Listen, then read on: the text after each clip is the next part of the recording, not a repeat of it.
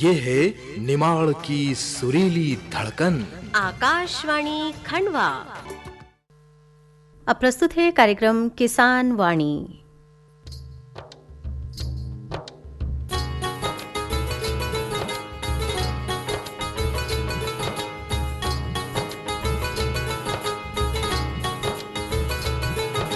खेत और खलिहानों की सुनो कहानी, सुनो कहानी। खेत और खलिहानों की सुनो कहानी, सुनो कहानी। किसान वाणी, किसान वाणी, किसान वाणी, किसान वाणी, किसान वाणी, किसान वाणी, किसान वाणी, किसान वाणी। किसान भाई होन राम राम। कार्यक्रम का साथ छे आज आपकी बहन निरुपमा मिश्रा। भाई बहनों इना समय गर्मी अपना प्रखर रूप में छे, साथ ज लगातार लॉकडाउन की स्थिति न आम आदमी की बेचैनी का अरु बढ़ी थी। फिर भी प्रकृति अरु मनुष्य अपना अपना कार्य से बंधेल छे। हाँ, ये बात अरु छे कि कोरोना वायरस का कारण हमारी आदत अरु हमारी दिनचर्या में बदलाव आई गोज न हमारी जीवन शैली में हुई रहा इना बदलाव ख हम हर दिन अनुभव भी करी रहा। भाई बहनों, जब भी कोई बड़ी आपदा विश्व में आयल छे तब तब सामाजिक और आर्थिक रूप से भी बदलाव देखा गया। तो फिर हमारी जीवन शैली में बदलाव आना भी स्वाभाविक छे। हमारा खान पान और तौर तरीका से लेकर हमारा कार्य करने का ढंग में भी बदलाव आयल छे। हुई सकच कि इना कोरोना काल का दौरान हमारी बदलेल आदत हमारा जीवन को स्थायी हिस्सों बनी जाए। पिछला साल से आज तक का समय में यदि हम ध्यान देवा तो कई आदत न हमारा जीवन में स्थायी रूप ले लियो। जैसो कि पहले जब दो परिचित मिलता था तो अधिकतर लोग न हाथ मिलाने की आदत थी, जो कि इना कोरोना काल में नमस्ते या राम राम का मौखिक अभिवादन का रूप में प्रचलित हुई गई। भाई बहनों, कोरोना संक्रमण का डर से हमारी साफ सफाई की आदत में भी बहुत सुधार आयल छे। विश्व स्वास्थ्य संगठन ने कोरोना से बचने का लेण दिन भर समय समय पर हाथ धोते रहने की सलाह दी, जो कि अब हमारी आदत में शामिल हुई गई। हमारा सामान की स्वच्छता का लेण अल्कोहल युक्त सैनिटाइजर भी शामिल हुई। घर का सामान से लेकर छूने वाली सतह का लेण सैनिटाइजर का उपयोग का प्रति भी हम जागरूक हुआ। भाई बहनों, ऑफिस या निजी कार्यालय से होने वालों कार्य में भी अब बदलाव हुई गोज। लोग कार्यालय जाने का बजाय घर से कार्य करी राज। इना बदलाव का कारण जहां लोग कार्यस्थल का आधार पर कपड़ा और पहनाव को चयन करता था, वहां जब लोग टी शर्ट पजामा जैसा आरामदायक कपड़ा को उपयोग करी राज। लॉकडाउन लगने से जहां होटल और रेस्तरां बंद छे, ऐसी स्थिति में विभिन्न प्रकार का खाना का शौकीन हमारा भाई बहन घर का किचन में नित्य नया प्रयोग करी राज। इंटरनेट पर ऑनलाइन व्यंजन बनाने की विधि न खोजी जाई रही। बहुत सा भाई बहन तो इना कार्य में सिद्ध भी हो चुके आज। भाई बहनों, कोरोना काल का इना समय में कई लोग स्वास्थ्य का प्रति जागरूक हुए। आज सुबह सवेरा की सैर और योग व्यायाम भी हमारी दिनचर्या को हिस्सों बनी गो। इना समय लोग नई नई चीज़ सीखने की ललक भी बढ़ी। मोबाइल का माध्यम से ऑनलाइन चलने वालों कोर्स लोग खोजी कर सीखी रहे। आज एक तरह से इना खाली समय में वो एक माध्यम से अपना शौक और हुनर का बढ़ावा दे राज। गाना से लेकर बजाने तक, चित्रकारी से लेकर अदाकारी तक, फोटोग्राफी से लेकर बागवानी तक लोग बहुत कुछ सीखी राज।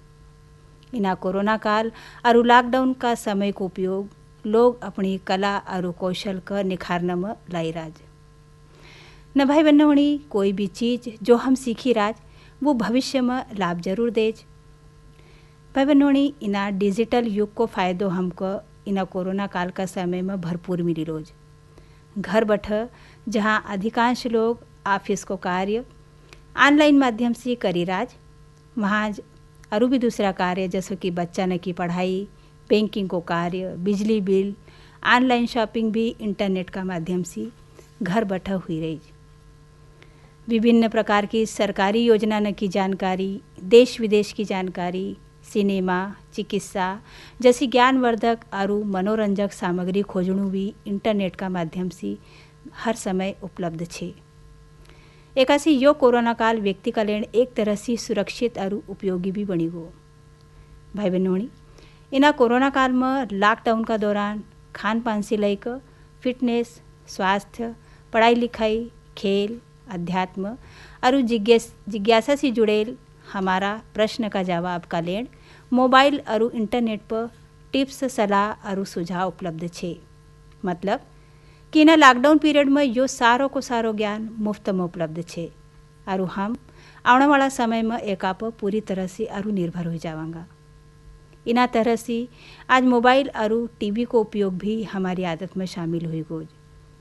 एक तरह से हम कही सकांज कि इना कोरोना काल का समय में हम अपनी अपनी सीमा में रही कर आधुनिक तकनीक का सहायता से पहले की तरह सभी कार्य सुरक्षा का दायरा में करनू छे। साथ अपना परिवार को ध्यान रखना का साथ साथ ऐसा कोई भी कार्य नहीं करनू है जेका से हमका कोई शारीरिक नुकसान या हानि होए, क्योंकि पहलो सुख निरोगी काया। तो अपनी और दूसरा के स्वास्थ्य की रक्षा का लेन शासन द्वारा निर्धारित नियम को पालन करा, पौष्टिक भोजन करा, मास्क लगावा, सामाजिक दूरी को पालन करा और जरूरी होए तबज घर से बाहर जावा। न फिलहाल हमारी बातचीत का हम यहाँ देवान विराम न सुनान ये संदेश। इस कार्यक्रम के प्रायोजक हैं कृषि एवं किसान कल्याण मंत्रालय, भारत सरकार। जोखिम से निकल कर फसल आए, सुरक्षित हो जाए, फसल बीमा से हर किसान अब आत्मनिर्भर हो जाए। संकट के समय प्रधानमंत्री फसल बीमा योजना किसानों के लिए वरदान है। अब सूखा पड़े या बाढ़ आ जाए कोई डर नहीं, अब ओले पड़े या कीट पतंगे फसल खा जाए कोई फिक्र नहीं, क्योंकि हमने लिया है प्रधानमंत्री फसल बीमा।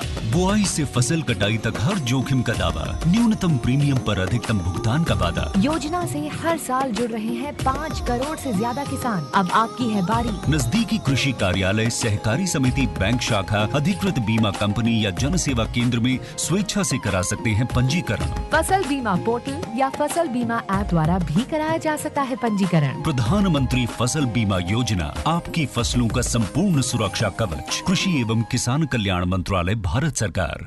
भाई बहन होने कार्यक्रम आगे बढ़ावा ओका से पहले पूछी ले मान आज को हमारो कृषि आधारित प्रश्न। आज को हमारो प्रश्न छे, हल्की मिट्टी में कपास की कौन सी किस्म लगाउनु चाहिए। प्रश्न एक बार फिर से बता देवान, हल्की मिट्टी में कपास की कौन सी किस्म लगाउनु चाहिए। इना प्रश्न को उत्तर बतावांगा हमेशा की तरह कार्यक्रम का आखिर में। तब तक बडेल रहो हमारा साथ। भाई बहनों, शारीरिक स्वास्थ्य हमारा लेन कितरो महत्वपूर्ण छे, ये आज का समय में कहने की जरूरत नहीं है।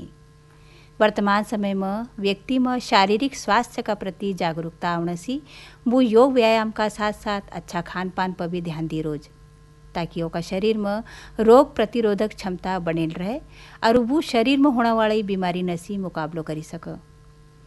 भोजन में अनाज, दाल और ताजी हरी सब्जी का साथ साथ मौसमी फल को सेवन भी हमने अपनी दिनचर्या में शामिल करी लियो न। अब तो हमका मनचाही सब्जी और फल का लेन विशेष ऋतु और मौसम को इंतजार करने की ज़रूरत भी नहीं है, क्योंकि आज वर्तमान समय में कृषि क्षेत्र में आधुनिकीकरण होने से अब हर प्रकार की सब्जी और फल हर मौसम में उपलब्ध हुई राज। अब किसान भाई बहन परंपरागत और आधुनिक खेती का साथ साथ उद्यानिकी खेती की ओर भी अपना कदम बढ़ाई राज।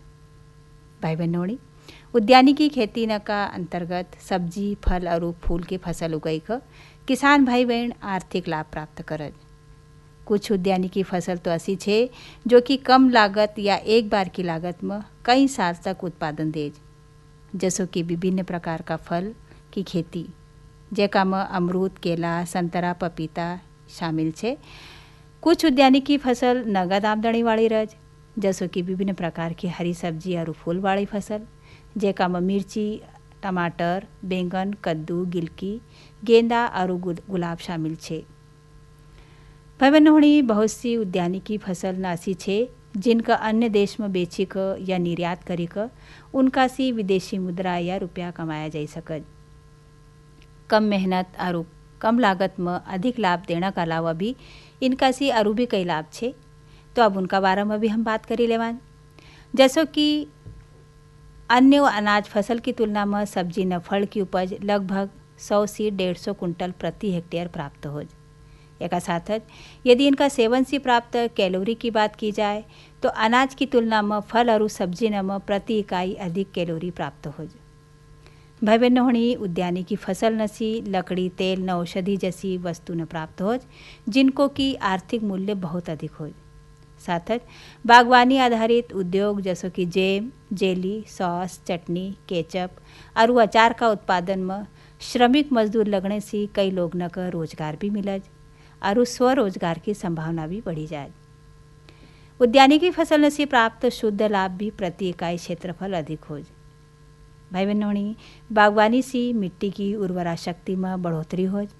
सब्जी और फल फूल की पत्ती खेत में सड़ी क मिट्टी की उर्वरा शक्ति का बढ़ावल। साथ उद्यानिकी फसल न की जड़ अधिक गहराई में जाने से मिट्टी को जमाव भी अच्छो हो। एक अलावा भाई बहनों दिन भर का कठिन परिश्रम का बाद अगर घर का पास सब्जी फल या फूल को उद्यान छे तो निश्चित रूप से व्यक्ति सुख शांति और ताजगी से परिपूर्ण हो जाए और कुछ मिनट में की सारी थकान दूर हो जाए। तो निश्चित रूप से इनका सारा लाभ का देखते हुए हम कह सकां कि उद्यानिकी फसल की खेती से किसान भाई बहन का कम समय और कम खर्चा में लंबी अवधि तक आर्थिक लाभ प्राप्त हो। न यदि आपका इन्हीं खेती में रुचि छे तो इन्हीं खेती का करी का जरूर सी आपका लाभ उठाना चाहिए। भाई बहनों ये तो थी हमारी आपसे आज की बात। न अब चलान मनोरंजन की ओर न सुनान यो निमाड़ी लोकगीत जेखा गायोज कड़वाजी पटेल और साथी ने। गोपाल कृष्ण भगवान की वृंदावन बिहारी लाल की जय। तो हरि जी की भक्ति जोग जोग वरणी हरि जी के भक्ति जोग जोग वरणी हरि जी की भक्ति जोग जोग वरणी हर करिल धर्म दिन चारा हो राम करिल धर्म दिन चारा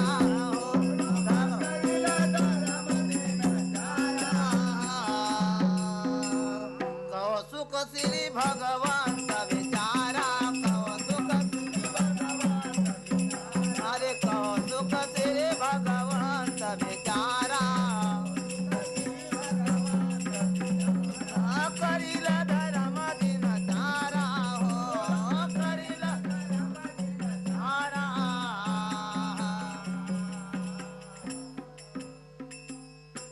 तो धरती न धेनु रूप धर लेनो धरती न धेनु रूप धर लेनो ओ कलि के चरणों से भागे ओ रामा हरे रामा कलि के चरणों से भागे हो रामा ओ पापा पाखंडे नया है वैसा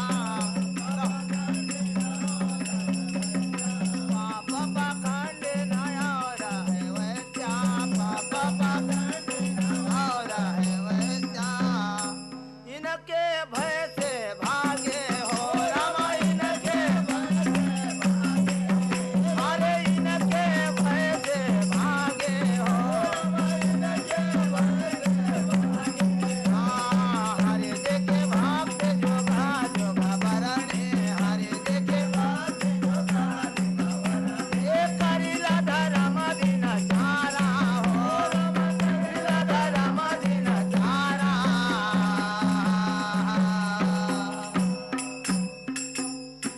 तो एक समय राजा हो पारे खान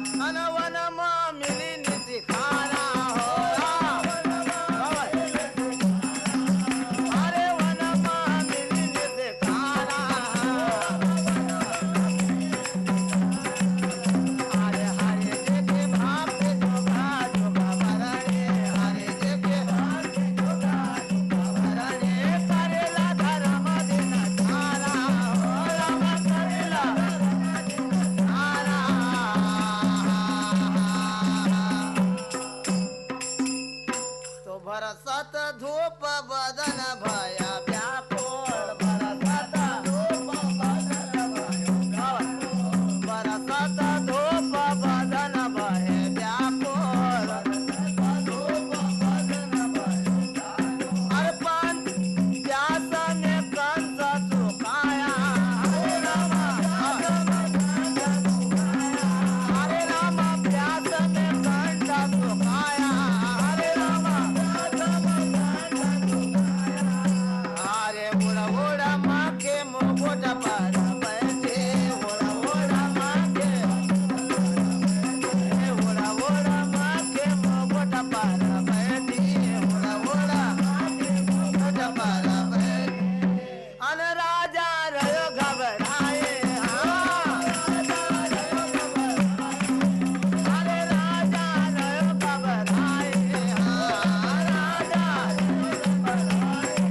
हरे हरे देखे भाव से जोगा जोगा बरणे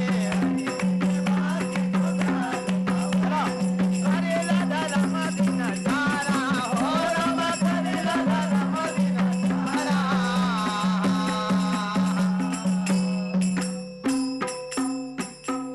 तो आसन दई न ऋषि यहाँ पर बैठा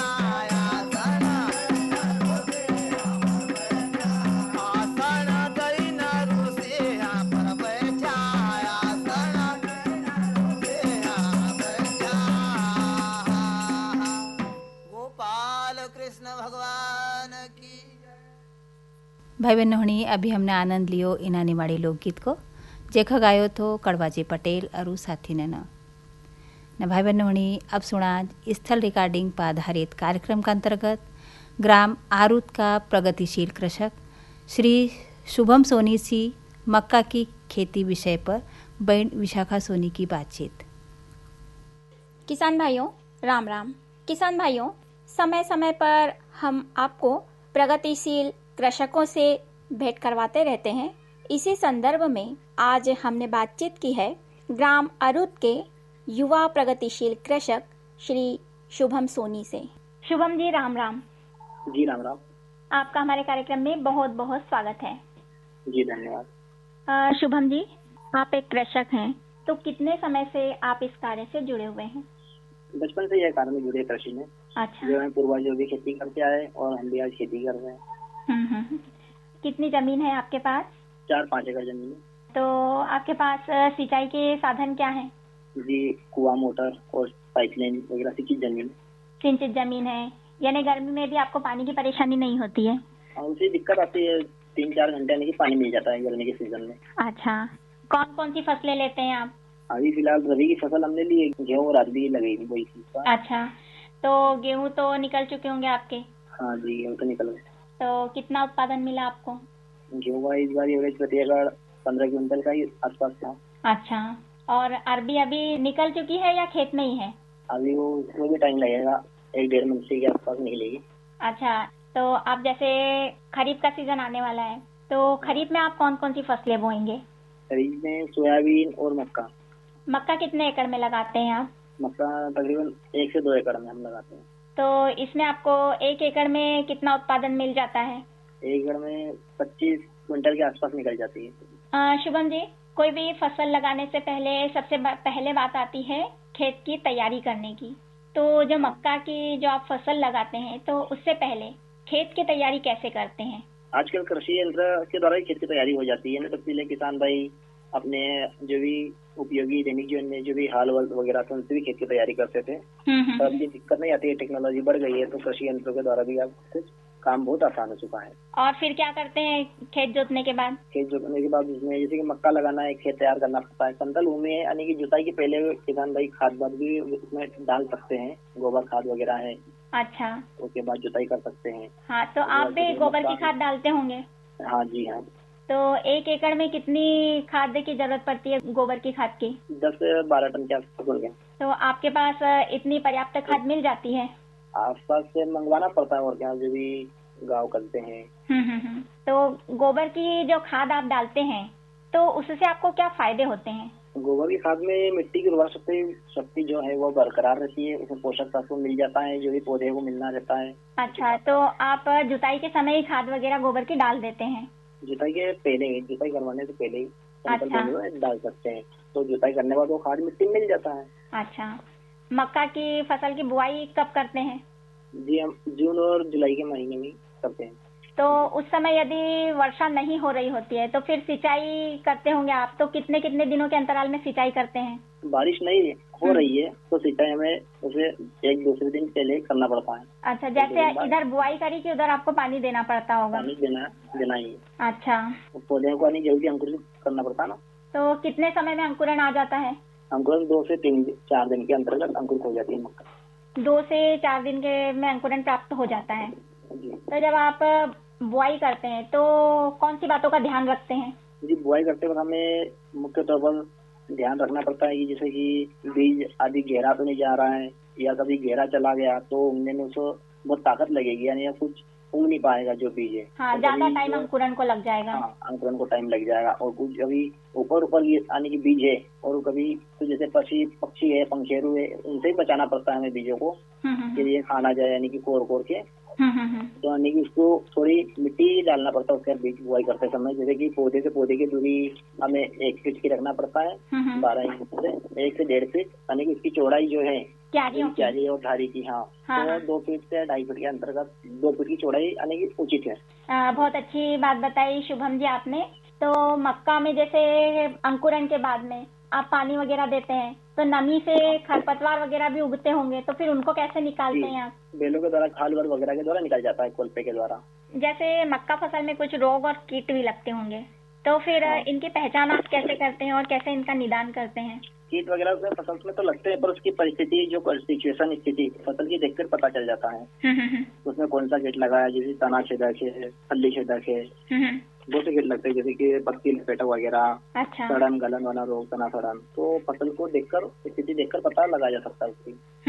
उसमें दवाइयों का प्रयोग करना पड़ता है, जैसे कि इंडोसल्फान है, फिर डाइक्लोरोफास, क्लोरपाइरिफॉस जैसी दवाओं का हम प्रयोग कर सकते हैं। तो आप जैसे दवाओं का छिड़काव करते हैं तो दवा छिड़कते वक्त क्या सावधानियां रखते हैं? दवा छिड़कते हमें हाथों में ग्लव्स और मुंह पर कुछ रुमाल या मास्क जरूर बांध लेना चाहिए, क्योंकि हमारे हाथ और मुंह में दवा आंखों में ना जा सके। हमें किसी भी नशीले पदार्थ का सेवन वगैरह नहीं करना चाहिए, ना ही धूम्रपान या किसी व्यसन या अवयव का सेवन नहीं करना चाहिए। और उससे ठंडे समय में दवाई का छिड़काव करना चाहिए, ना ही तेज धूप में और ना ही गीले में ज्यादा करना चाहिए, ना ही पानी गिरते दिन दवाई का छिड़काव करना चाहिए, इसमें फसल को लग भी नहीं सकती जो दवा हम छिड़क रहे हैं। हालांकि वो दवाई धुल जाएगी, पानी गिरते वक्त हम दवाई छिड़केंगे, क्योंकि खड़ी की फसल है ये, मतलब पानी भी बहुत आता है कभी कभार, तो ठंडे मौसम में हमें दवाई का छिड़काव करना चाहिए। अच्छा, बहुत अच्छी बात बताई आपने शुभम जी। शुभम जी, आपने जो मक्का की किस्म बोई है, यह किस्म कितने समय में तैयार हो जाती है? ये तकरीबन 90 से 95 दिन के समथिंग तैयार हो जाती है, दाना पककर तैयार हो जाता है। तो इसमें आपको 1 एकड़ में कितना उत्पादन मिलता है? 20 से 25 क्विंटल को उत्पादन मिल जाता है इसमें तकरीबन। मक्का की कटाई आप कैसे करते हैं? हाथ से करवाते हैं? कटाई तो यंत्रों द्वारा आजकल कटाई हो जाती है, पर 2-3 एकड़ जमीन वाले जो भी किसान भाई है, मजदूर के द्वारा भी कटाई करवा लेते हैं। आप कैसे करते हैं? हम मजदूरों के द्वारा करवा लेते हैं। मजदूरों के द्वारा करवा लेते हैं? मजदूरों के द्वारा ही करवा लेते हैं, जैसे कि चारा भी मिल जाता है, उसमें जो चारा है मक्का के प्राप्त होने वाला नुकसान नहीं जाता। अच्छा, कटाई के बाद बात आती है गहाई की। गहाई करते समय किसान भाइयों को कौन कौन सी सावधानियां रखनी होती है? हाथों में जैसे कि कपड़ा वगैरह बांध ले, वगैरह मुंह पर रुमाल वगैरह बांध ले, जैसे कि जो भी कटाई जो करते वक्त हमारे हाथों में ना लग पाए, जिससे ब्लड ना निकले। जब यानी कि मक्का सूख जाती है, सूखने के बाद वो जरा कड़क हो जाती है, तो अपन उसमें काटना जिससे सावधानियां रखनी पड़ती है, जैसे हाथों पाँव को बांध देना चाहिए, मुंह को बांध देना चाहिए। हाँ, कुछ गड़े करे नहीं हाथ में, है ना? कुछ करे नहीं हाथ, आँख में कुछ जाए ना, आँख में कुछ जाए ना, ये सावधानियां आवश्यक है रखना। अच्छा, तो गहाई के बाद मुख्य बात आती है भंडारण की। हाँ, तो भंडारण इसका आप क्या करते हैं और कैसे क्या सावधानियां रखते हैं? भंडारण करते समय इसे मुख्य रूप से सुखाया जाता है। इसमें नमी को देख गीली मक्का निकाल लेते हैं जल्दी समय पर। इसे सुखाने के लिए 1-2 गाँव हमें सुखाना पड़ता है, या जगह है किसी किसान भाई के पास तो हम उसे भर भी सकते हैं एक निश्चित क्षेत्र पर। यानी कि फसल को अच्छे से सुखाकर फिर उनको बोरों में या कोठी वगैरह में जो भी अपने पास साधन होते हैं, साधनों उसे हम भर सकते हैं। बहुत अच्छी बात बताई शुभम जी आपने। शुभम जी, आप पशुपालन का कार्य भी करते हैं? हाँ जी। तो कितने पशु हैं आपके पास? जी आप जैसे तो 8 पशु है, उसमें से भैंस गाय बैल भी आ गए। अच्छा, तो भैंसें कितनी है आपके पास? जी वैसे तो 2 भैंसें हैं अभी फिलहाल में। अच्छा, तो कौन सी भैंसें हैं आपके पास? जी मुर्रा नस्ल की है। मुर्रा नस्ल की भैंसें हैं। तो शुभम जी, जैसे कि आप पशु पाल रहे हैं, कृषि का कार्य भी कर रहे हैं, तो इससे आपको क्या लाभ होता है पशुपालन से? पशुपालन में दुग्ध व्यवसाय में उन्नति हो जाती है, यानी कि दुग्ध व्यवसाय आय का प्रमुख स्रोत साधन है। अच्छा, देखा जाता है समय पर आय की प्राप्ति हो जाती है दुग्ध व्यवसाय से। पशुओं को जो खेत से चारा प्राप्त होता है वो मिल जाता है पशुओं को। बहुत से लाभ है, समय पर गोबर खाद मिल जाते हैं जो जिंदा बैक्टीरिया उसमें उपयुक्त होते हैं। शुभम जी, बहुत अच्छी बात बताई आपने। शुभम जी, हम आपसे ये जानना चाहते हैं कि आपने कृषि के कार्य को ही क्यों चुना? जी हमने खेती को व्यवसाय इसलिए चुना है कि देखिए खेती में बहुत सारे आय का प्रमुख स्रोत है, खेती प्रमुख साधन है आय का। जैसे कि नवीकरण, बहुत नवीकरण हो गया खेती में। जैसे भारत देश कृषि प्रधान देश है, आजकल कृषि यंत्र निकल आए हैं, उन्नत किस्म के बीज मिल गए हैं, बहुत सारे नवीकरण भी होने लग गए हैं। इस बार तो खेती से ज्यादा लाभ भी प्राप्त कर पाए। नौकरी के लिए व्यक्ति कहाँ बचेगा जाएगा अकेला घर से। और एक कहावत भी है आजकल, उत्तम खेती, मध्यम व्यापार और न्यूनतम नौकरी। बहुत अच्छी बात बताई आपने शुभम जी। आप हमारे कार्यक्रम में आए, आपने अपने विचार हमारे किसान भाइयों से साझा किए, इसके लिए आपका बहुत बहुत धन्यवाद। जी धन्यवाद।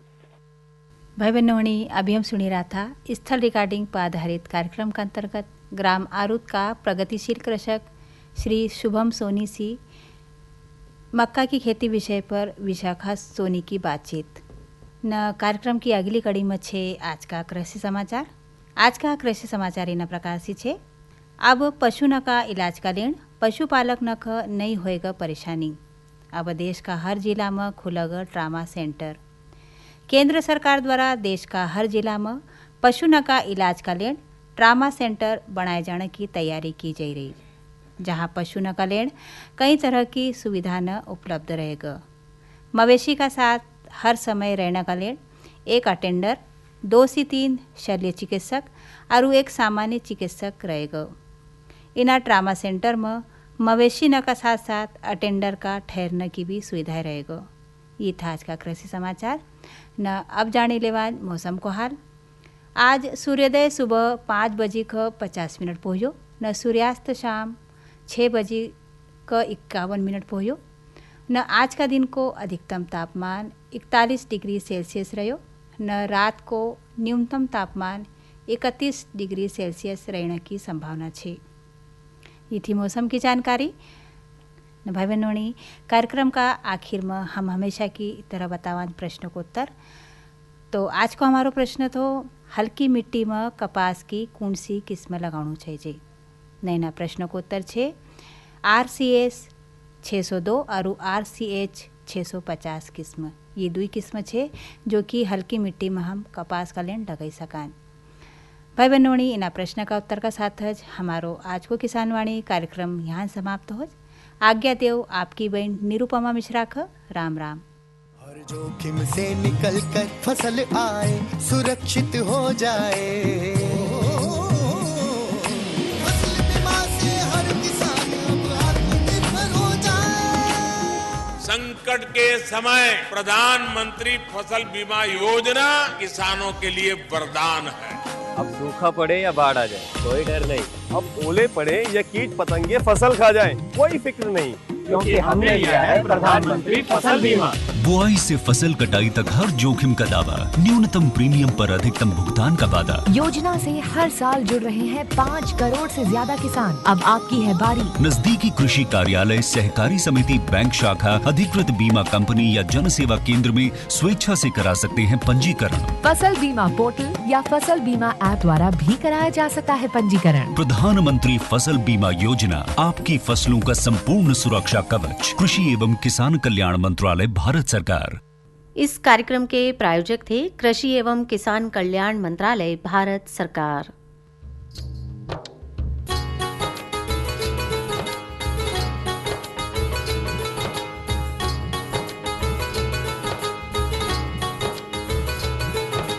खेत और खलिहानों की सुनो कहानी, सुनो कहानी। खेत और खलिहानों की सुनो कहानी, सुनो कहानी। किसान वाणी, किसान वाणी, किसान वाणी, किसान वाणी, किसान वाणी, किसान वाणी, किसान वाणी, किसान वाणी।